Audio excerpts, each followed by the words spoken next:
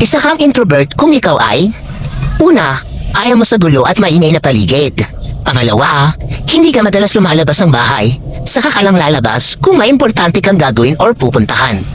Pangatlo, gusto mo lagi mapag-isa at ayaw mo na may mga istorbo. Pang-apat, kaya mong makipag-socialize pero may limit. Panglima, kapag hindi ka komportable sa mga kasama mo, dinidistansya mo ang sarili mo sa kanila. Pang-anim, minsan naman nagiging maingay ka kapag ka-vibes mo ang mga kasama mo.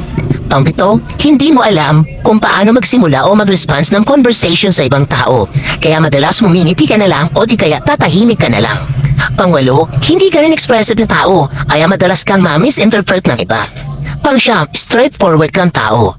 Pero madalas iniiwasan mong magbitiw ng masakit na mga salita kapag alam mong sensitive ang taong pagsasabihan mo. Pang-sampu, mas gusto mo pang tumambay lang sa loob ng bahay kesa sa labas at makipag-chismisan sa mga kapitbahay mo.